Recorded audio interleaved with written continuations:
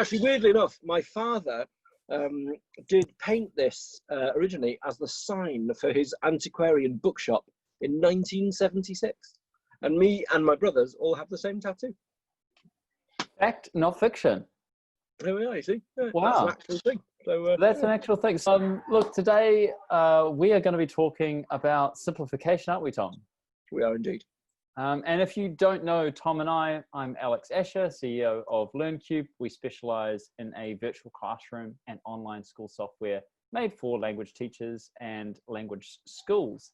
And Thom is the tree of knowledge. No, he is actually based on a household principle. partly a tree of knowledge, but a tree of knowledge for language schools as well. Working particularly in consulting and helping with business problems, marketing problems, teaching, training problems. You got problems, Thom's your guy. As long as you like. I'm like a, yeah, well, yeah. I mean, that pirates I'm also good at, but that's a very different job. So I've gone with not a cup of tea today, and I'm having a large glass of fruit juice. It is a sign of summer hitting, so I'm actually fully okay with that, Thom. I think that's. I'm actually, I'm in Yorkshire, so we don't have any summer at all. How exciting for you! Yeah, but I have heard about it from friends of mine who live in other places. It's a thing. Apparently, quite pleasant. So it's actually very pleasant. That what happens, Thom, is you see that the sun, it radiates this warm glow, and it actually has a different temperature on your skin. And it just feels wonderful and makes you full of energy, and you're generally positive about the world. What is this devilry of which you speak? Exactly. No need for that. So let's get back to it, though. Of course, simplification is the theme of today. Now, let's talk a little bit about what kind of frame we're going to put into that. Simplification of what, Thom? Well, I thought 3 big arcs for me are coming out of what I'm doing with teachers and with schools. One of those is the tech itself, in the sense that I think a lot of people are desperate to bring in kind of bells and whistles to their online lessons by using new tools, different tools, and sort of spicing classes with as many tools as possible. I think presentation styles is my second point, in terms of the way people are presenting, information has become, I think, in some cases, very complicated for the recipients of that information, and often for the teachers themselves to follow, and certainly to map to a syllabus and sort of see where that's going seems to have been slightly lost, which is totally fair, because obviously it's thrown us all a curveball. And the third thing I think is just message and simplification of message. For schools and schooling, if that makes any sense. That makes a lot of sense. And we've actually talked about that third point previously, about how important it is to get that one message at the right time. Yeah. But let's go through your list in that order. I think that kind of makes sense. But yeah, the first one was this idea of simplification of the systems that we use. And that's something I'm very familiar with, partly because a lot of schools, a lot of teachers feel like they're playing in 10 different platforms with 20 different tools and don't really know where to find anything. And it's usually not a problem if you got a couple of students and you're kind of doing it here and there, and it just becomes one of those things that it's sort of like just another thing on top and another thing on top, until eventually it feels like every time you're moving, you're kind of moving 20 different things, and that can feel quite overwhelming. What's been your take on it, though, Thom? Because I mean, I can talk from a LearnCube point of view, but I almost want to know from a non-LearnCube point of view, like, how are people patching stuff together, and why are they feeling a bit lost? I think there's partly people wanting to display their sort of tech proficiency, and so people are saying, well, look, let's work on this platform, or let's give students this platform, or I've loaded stuff up to here, and partly also just skill sets. So certain people are familiar with certain systems and they want to use them for certain things, which is lovely. But I also think, in a way, because for a lot of people it's relatively new in terms of teachers, they are often kind of very keen to cling to the little bit that they do know, and I've done exactly the same in terms of tech as well. And so, I, for example, have always used Apple devices because that's what I learned you know, my sort of tech knowledge came from there, really. And I've stuck with that because I'm scared of anything else. And I think that's true with a lot of teachers who've been thrown online. They've kind of gone, right, well, I'll use this platform because I know it, or I'll spice it with this and I'll put this in because it makes me look like I'm more proficient than I actually am. So there's an element of kind of fireworks there that are distracting from the core message of the class, you know. So it's lovely that you've got the whistle, and you see this, you know, with the PowerPoint thing where people are going, I was about to say, it's insane what people are trying, like the bells and whistles that people are trying to embed in a PowerPoint can get pretty, like it I don't know if it's adding to the learning sometimes.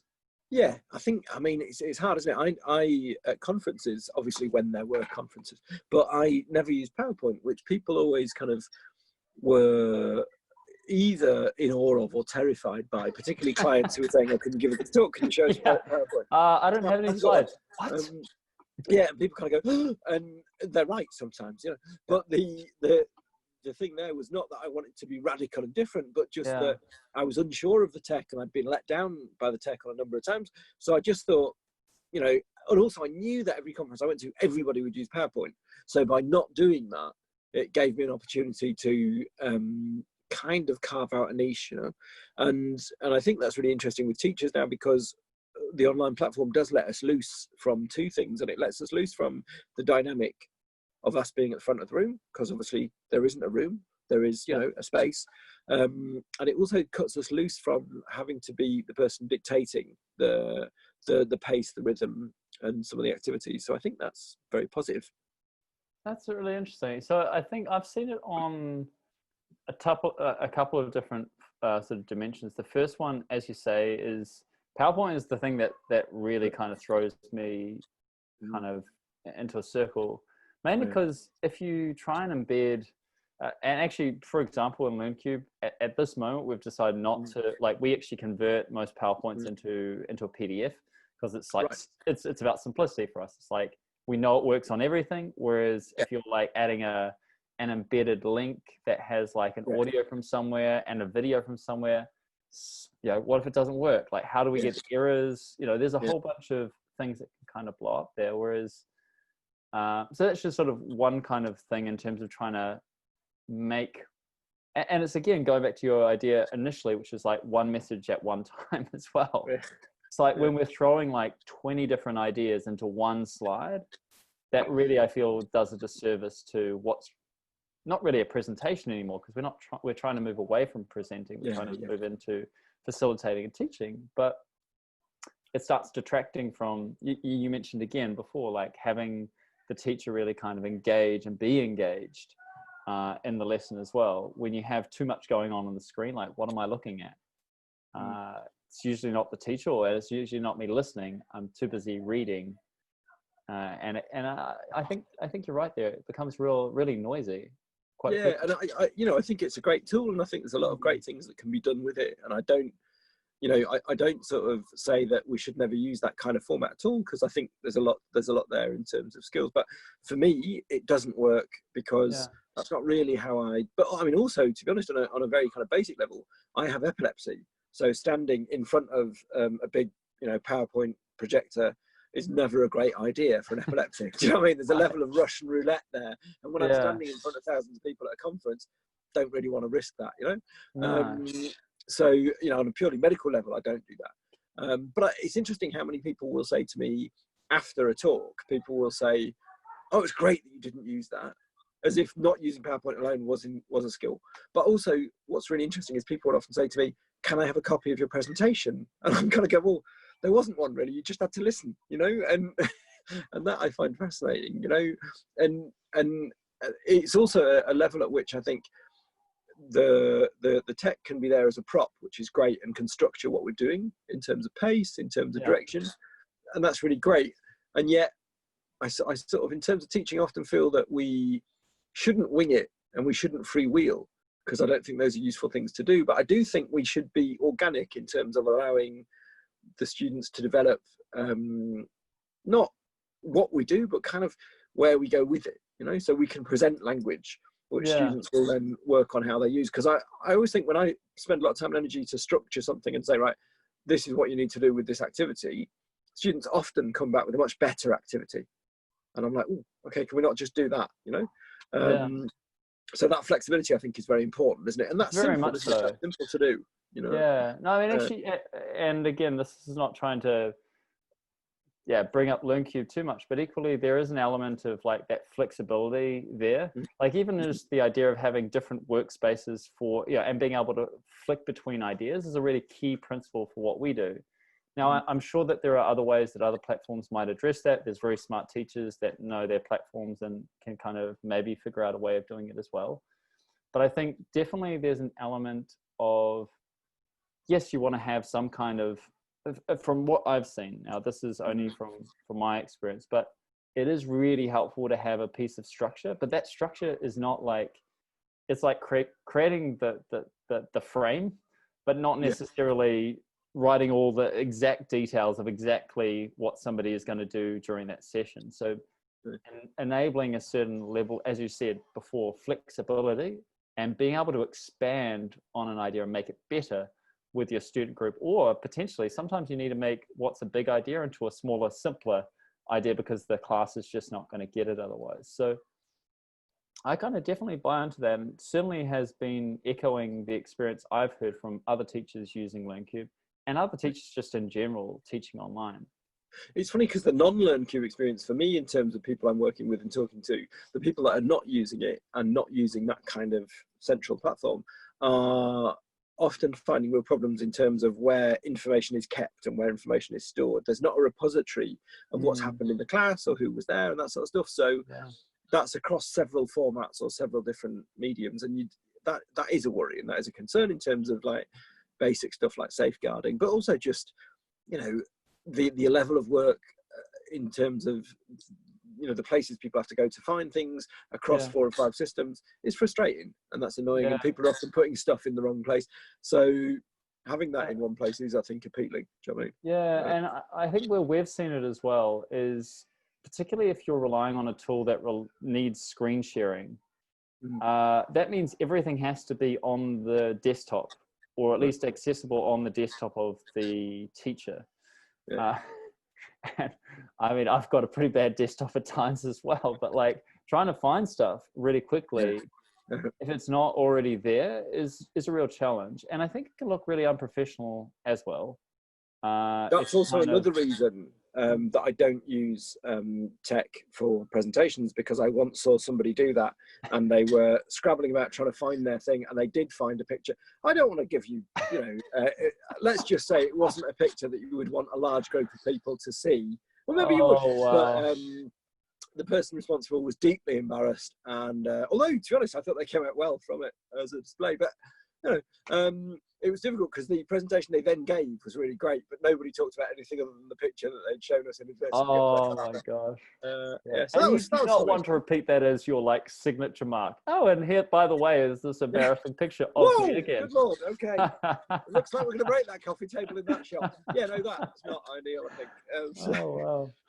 Fear is the other thing that keeps me back. But. I've got. I mean, this is an area I really do feel we can kind of talk quite a lot about. But I do have a couple of examples of this. So one example is, you've kind of mentioned a picture.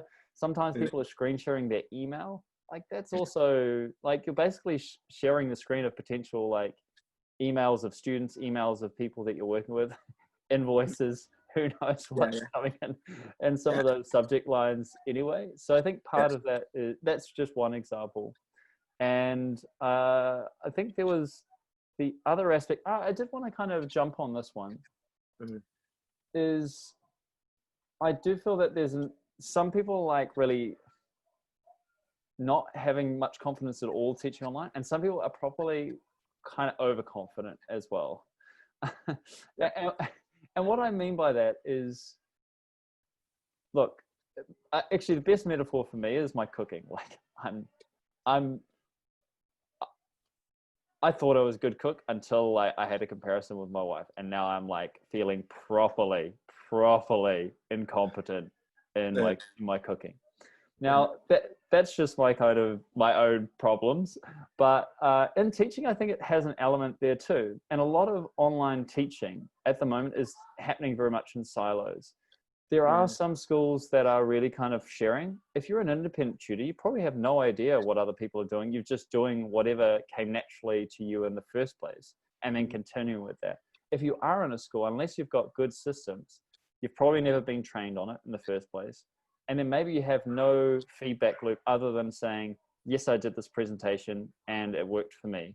Like, what does that mean? Like, no, like, how did you explain it? How did you use some of the tools and some of the technology to get the effects that you wanted?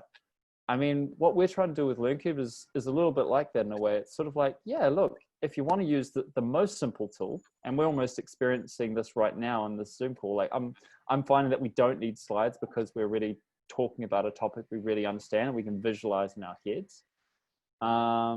But equally, if you use no tools whatsoever, like my cooking, if I just only had one knife and it was a butter knife, you know, it's not going to look very good after a while. Like, yeah, I can probably get by, but it's not going to be pretty. And I feel that there is an element of us, you kind of want to have a really good base. And then, yeah, you learn your knife skills. You learn like how to make a batter. You learn all of these kind of like fundamental tools in the kitchen in the same way I think you could apply that in a teaching sense. Yeah, like when you first start, and it can take more than say like COVID 3 or 4 months. Like it's probably going to take many months, potentially even years to get to the full kind of repertoire of tools that you might use. I think the key idea is like tools are like only helpful if you know how to use them. But also don't be afraid of kind of expanding your tool set, expanding your knowledge, expanding your skill set and mastery. Because I do think that over time, that's going to be increasingly important to separate yourself off from like an average teacher is actually online, being able to feel really confident and comfortable using the tools. Yeah, definitely. And I think it touches very much on your cooking analogy, because you're looking at the idea of like of a pizza in the sense that you do need that base. You know, you've got to have a structure, you've got to have a time, you've got to have a place where the people are going to come to the class. But what you then choose to put on it is fine, because it changes from person to person. People put different toppings on. There's always somebody, right? Somebody who wants to put pineapple on a pizza. Oh God, but do we just say no pineapple on pizza, or do we say, hey, listen, on your bit there, chuck a bit of pineapple on it, you freak, or do we let them? I don't know. And I think it's very interesting because it is the online teaching thing where we have to kind of deliver a bit of what everybody wants, and everybody's going to want a slice, but they want a different slice. And it is the preparation stuff, because for example, my wife is a great cook.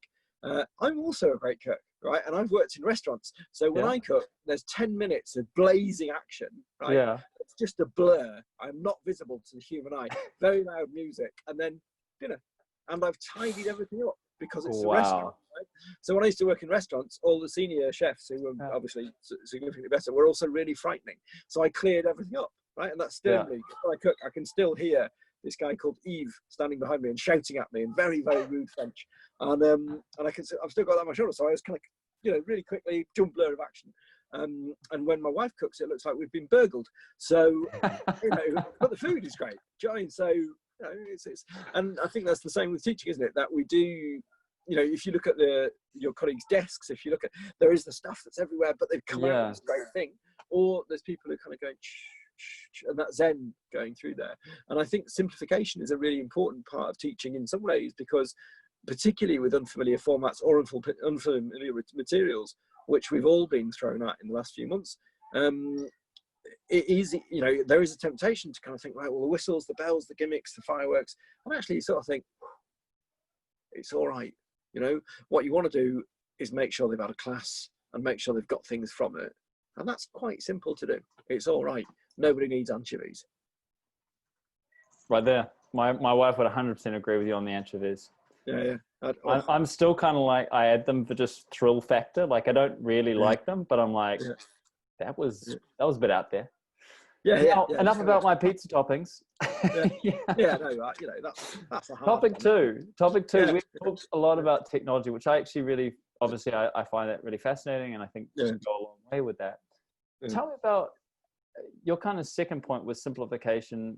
Was it of teaching itself, or did we kind of touch on that same topic there as well? Yeah, I think, what I would say is that there's often a real temptation to overcomplicate things by, we've all done it, and I've certainly done it, where we throw too much in and we throw too much at it, and we don't let any of the bits we've thrown out grow. And the whole point, I always feel, is that we should be kind of flicking sparks, and those little fires that burn up are not about us and not through, you know what I mean? So we kind of have that initial thing, and we kind of say, right, we're going to look at this today, and then where students take it and where they go with it doesn't really need us on some levels. I think that thing about teaching, making yourself progressively redundant, is really important, And I think it's very true with online classes, where we can monitor and we can really see what's going on, but we don't need to be part of everything, and we don't need to really, in a sense, we don't need to bookend every part, you know what I mean? So what I find a lot of teachers will often do in an online classroom or in an offline classroom is that thing of wrapping up, and it's not the Jay Leno Late Show, so you don't need to say, look, this is what's happened. And what I'll often find far more useful than me saying, today we've done this, is asking students, what have we done today? And a student saying, well, actually, I don't know. And I think, oh, then I've got horribly wrong. And that happens. But I find it very powerful when a student says, well, actually, today we've looked at this and we picked this out, and I really didn't understand this, and now I do. And you think, yes, So for somebody who's very talkative, the simplification of talking less and making clear messages was a very powerful thing for me. And it's kind of part of, in the world of teaching, there used to be this brilliant idea, and Steve Hirschhorn is a great proponent of the silent way. Wow. And it's quite mythical, and Steve's obviously significantly more intelligent than I ever was or will be, but when he does that, and he's got a variety of materials up there about that, but it's really interesting because it is literally no words at all, and I'm naturally very garrulous and talkative, and it took me many years to kind of, in the classroom, think, if I can hear myself speaking, shut up. Yeah.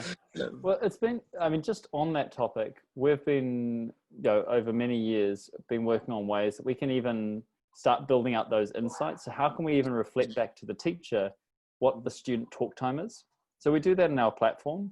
But I think that is becoming one of those kind of key tools that can be properly applied. And personally, I think it's like where technology can properly help teaching.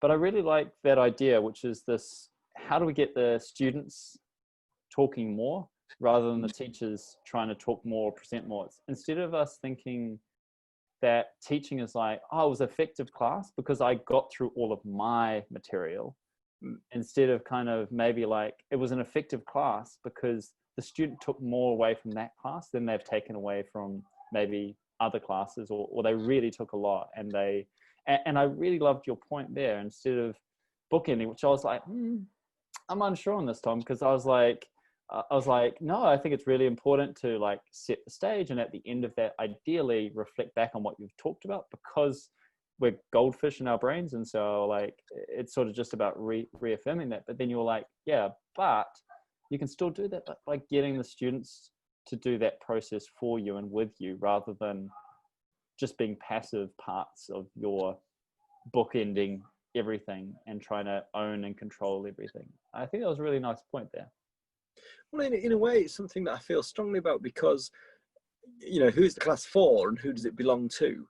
And you sort of think, if I'm telling you what's happened, I know because I designed it, wrote it, whatever.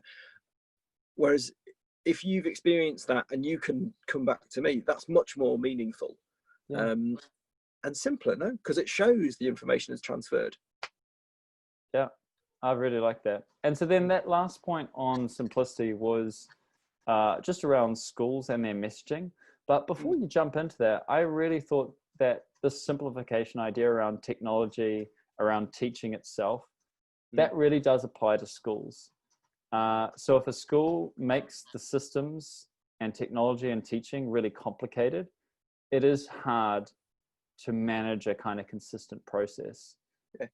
So from what I've seen from our successful schools, they do a really good job, again, of like setting the frame. Like these are the things that of course you need to do. And also, look, your students really do expect some kind of frame that they can go, and even explain what they've learnt to a degree, because I think Yeah. otherwise, you know, there are other stakeholders here as well, right? Like maybe if they're a student or a younger person, they might have a parent that they're going to need to convince that actually they are learning something, or they're going to have an exam and they'll want to know that they're kind of progressing in some way. So I think certainly a frame is what I've always seen, but allowing that system to be fairly simple for that frame, and then allowing that expansion. You've said it comes from the students, and I think it's going to be that nice partnership between teachers and students to really fill out what that looks like. But the simplicity is still there, and the more you scale, the simpler it really needs to be, because otherwise it starts getting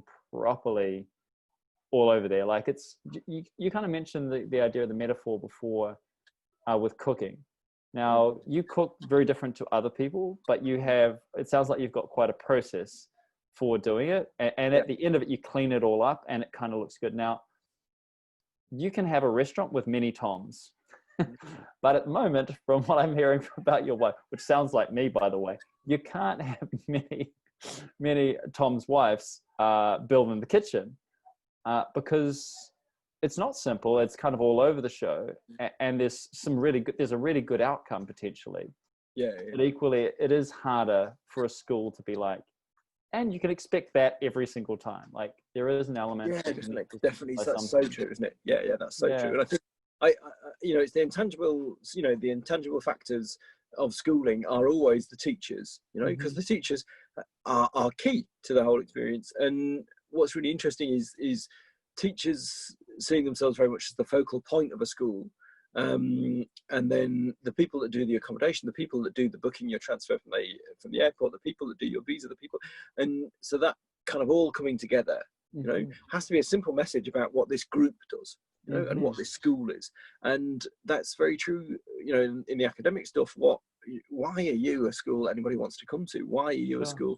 What are they going to learn? How are they going to learn it? Why is it different? Why is it important? And that's really, really important, and yet really simple, and that I think is really interesting when you're looking at, and we've talked about this before, but you're looking at schools coming to online teaching and working online quite fresh, and what they're often trying to do is divest themselves of the very simple message that makes them a great school, of saying, we love what we do, we love people that come here, and people love coming here and they come back year after year.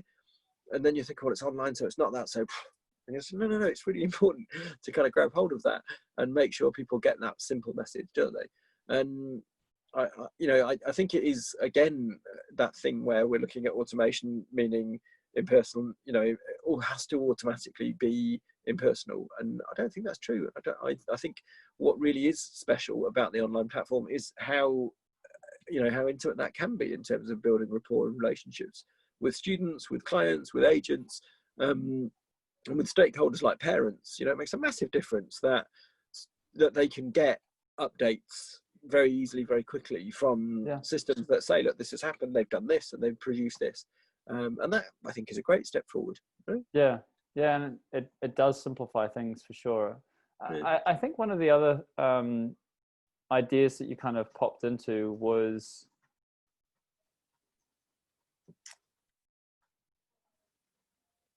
just how the experience in person can needs really, it does really need to flow into online. One aspect is branding. Like I just had this exact conversation just before. Like if you do have a school, probably if you're actually, there's amazing schools all around the world, right, that have built these phenomenal brands, and yet their branding inside, I'm only going to use Zoom because it's here, but like, to be fair, the branding is pretty weak. And so branding is one way that you can kind of create a certain element of consistency. The other ways that you can build consistency and a kind of something that people could go, oh, that's a school that delivers this, is maybe just in the way that, you kind of mentioned it before, personalization. If personalization is important to your physical school, can you bring that into the online school as well? Because also, if what we're seeing a lot of schools really think about now, I think before there was a bit of resistance to it, but I think people are really seeing that online could be a meaningful part of their pre-course, their in-course. Like, expanding the classroom effectively outside the hours they might be with you when they're actually there in country, and then particularly post-course. But either way, if your brand and your experience is so divergent, it's going to be hard to be like, hey, if you're on this pre-course, you're going to get this when you come here in person. So I think there is a little bit of a danger if you don't have a sort of central, simple thread that kind of fits through all of those. And that also will come through in your content and kind of how you go about things. So I think there needs to be a bit of thought around those things. Yeah, definitely. And I think for teachers, it's very much a message of saying, you don't need the whistles and bells. You don't need to, try to impress with fireworks when you've got the simple stuff that people need from a class, and that is engagement, yours, theirs, but also your ability and will to be engaged by your students, because it has to be driven, I think, and I'm not one of those people who says, let the students do what they want, because obviously they don't know how to learn the third conditional and they need to learn the third conditional. So there's a bit of that gonna, have to come from the teacher. But that's very much kind of pointing the direction. And I think that's simplification again, isn't it? Because with a variety of formats and a variety of platforms, if your students came into your school, your physical school, and they had signs that say, go up these stairs, go down this corridor, go left here, go through here, walk over this, climb up that, you'd be like, no, you're all right, I'll not go to class. Whereas if it says left, room 4, bang. And similarly with an online classroom, if it says, follow this link, just log in using this, and then get this, and then download this app, and then you think, I'm now going to break with tradition and end with tea.